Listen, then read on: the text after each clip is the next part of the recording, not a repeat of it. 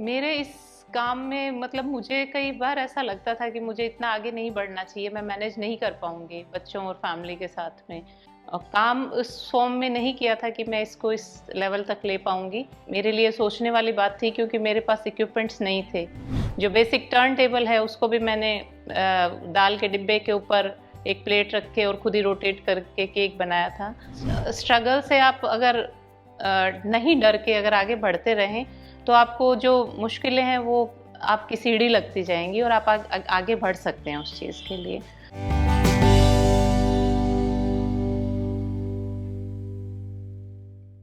कई बार हम जानते ही नहीं कि हमारे अंदर क्या कुछ करने की क्षमता है। जरूरी है अपनी क्षमता पहचानना। फिर देखो, वो आपको आपके सपने पूरे करने में कैसे मदद करेगा। बस जरूरी है वो एक कदम बढ़ाना। ऐसा ही कुछ किया हमारी आज की कहानी की हीरो अलका भोजक ने।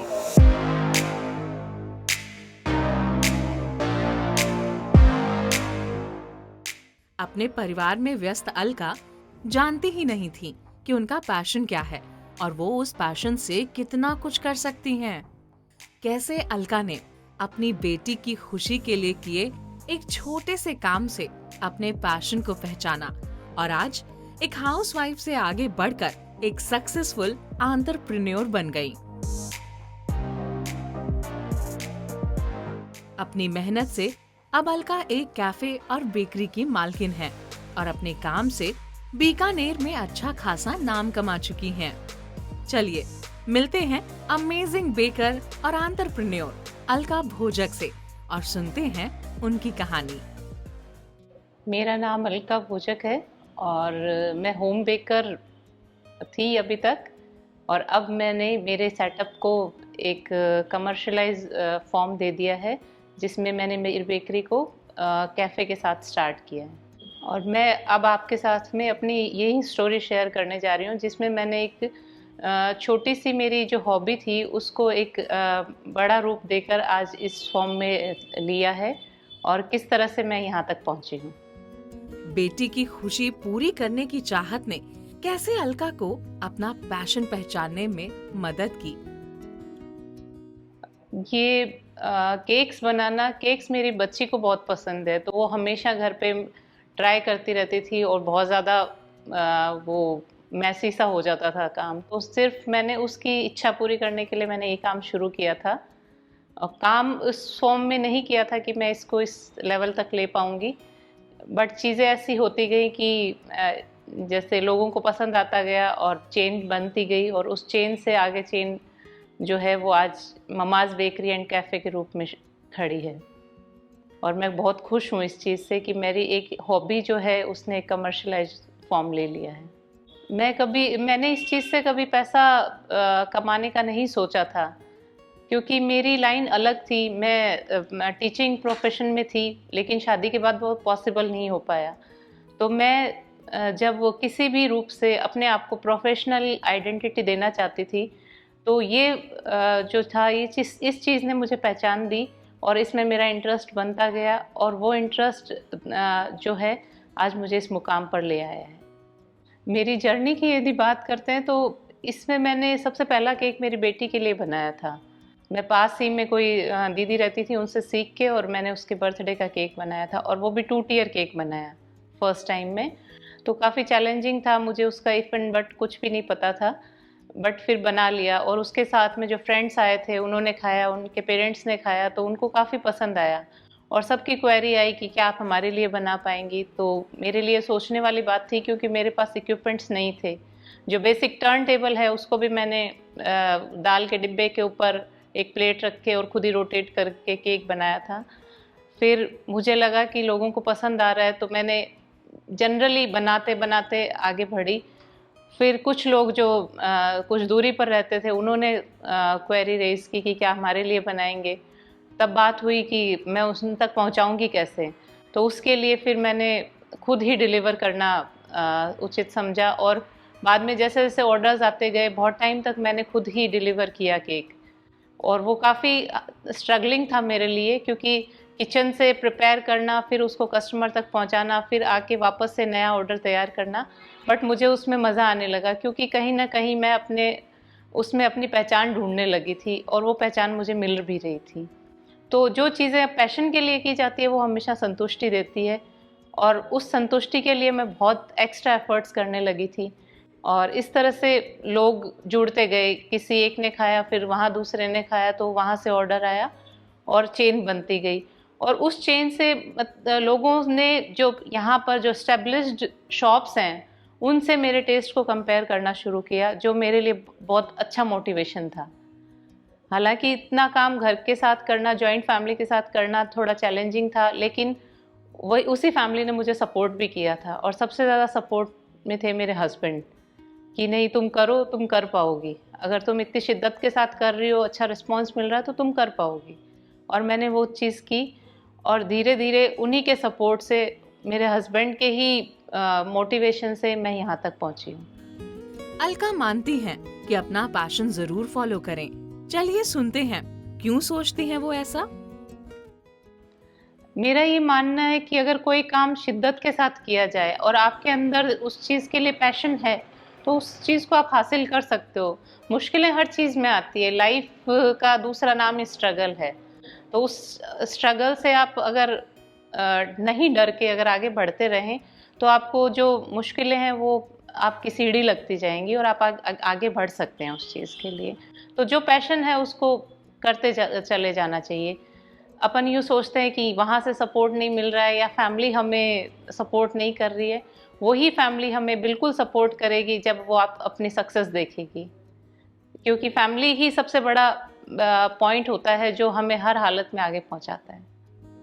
कोई रास्ता आसान नहीं होता, सभी को अपने हिस्से की मेहनत करना जरूरी है।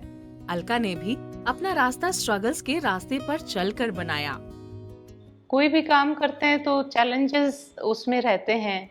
मेरे साथ चैलेंजेस ऐसे बहुत ज़्यादा नहीं थे, बट वर्क रिलेटेड थे। वर्क रिलेटेड यूँ कह सकते हैं कि मैं बहुत अच्छा दे रही थी लोगों को, और वो ज़्यादा अच्छा होना भी अपने आप में एक प्रेशर बना देता है, क्योंकि कई बार क्या होता है, लोगों की एक्सपेक्टेशंस बढ़ जाती है हमसे, और उन एक्सपेक्टेशंस को हम पूरा करने के लिए, और मेरे काम करने का तरीका भी ऐसा ही है कि मुझे बिल्कुल साइलेंस चाहिए, बिल्कुल ऐसा चाहिए कि मैं कर रही हूँ। जब तक मैंने वो ऑर्डर डिलीवर नहीं करवा दिया, तब तक मेरे मन में बहुत ज़्यादा वो प्रेशर रहता है कि मुझे बहुत अच्छे से, और फिर टाइम आता है फीडबैक का।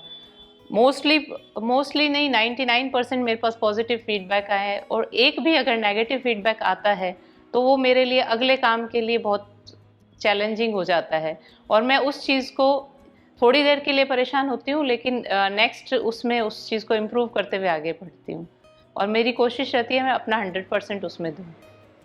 इसी के साथ में चैलेंज होता है बच्चे और फैमिली को मैनेज करना, क्योंकि सोशल लाइफ भी अपने आप में एक ज़रूरी है, और वो भी तब जब हम पहले से वर्किंग नहीं हैं, और एकदम से जब हम काम शुरू करते हैं, तो उस कंडीशन में सारी चीज़ों को साथ में मैनेज करते हुए चलना भी एक चैलेंज है। लेकिन मुझे उसमें बहुत ज़्यादा परेशानी इसलिए नहीं आई, क्योंकि मुझे ऐसा लगा कि जब मैं अपने दिल का काम कर रही हूँ, दिल की इच्छा से कर रही हूँ, तो उस काम के लिए ये चीज़ें मैं साइड कर सकती हूँ, और उनको करते हुए मैं आगे बढ़ी हूँ। अब अलका की ये उड़ान रुकने नहीं वाली। कैसा फ्यूचर देखती हैं अलका? मैंने ये स्टार्टअप अपने घर से किया था, जिसमें किचन टू कस्टमर मेरी अप्रोच रहती थी। मतलब मैं सीधा किचन से करती, और बहुत छोटे लेवल पे मेरा काम था, जिसको लोगों ने पसंद किया, सराहा। मैं धीरे धीरे चीज़ें बढ़ाती गई, उसी छोटे से एरिया में मैं काम करती गई। लेकिन अब जब मेरे कॉन्टैक्ट्स बढ़ गए, मेरे लोगों की एक्सपेक्टेशंस बढ़ गई, मेरा कस्टमर का जो ग्रुप है वो बढ़ता गया, तो मुझे ऐसे ज़रूरत लगी कि इसको एक नया रूप देना ज़रूरी हो गया है। तो अब मैंने बेकरी को कमर्शियलाइज़ किया है, साथ में कैफ़े भी किया है। लेकिन मैं इसे अभी भी शुरुआत मानती हूँ, और मुझे ऐसी इच्छा है कि मैं इसके साथ में हेल्दी जो बेकरी आइटम्स हैं उनका प्रोडक्शन दूँ, और उसके लिए मैं बीकानेर ही नहीं, पूरे राजस्थान में, और हो सकता है राजस्थान से बाहर भी, मैं कोशिश करूँगी कि मैं उसको सप्लाई कर सकूँ। जितने भी मेरे हेल्दी केक्स हैं उनकी डिमांड आज के टाइम में बीकानेर में बहुत ज़्यादा है।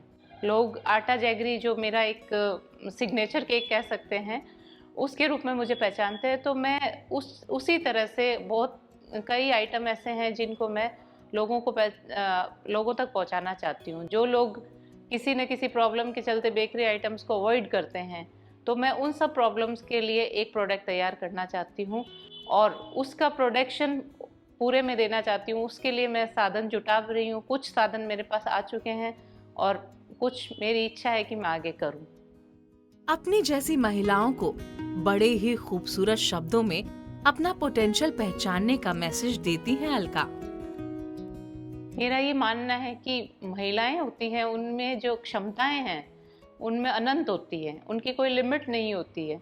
लेकिन महिलाओं पर जिम्मेदारियां इस तरह की डाल दी जाती हैं कि घर है, बच्चे हैं और हस्बैंड की केयर है, सोशल लाइफ है, उन सब के चलते वो अपनी क्षमताओं को पहचानती नहीं है।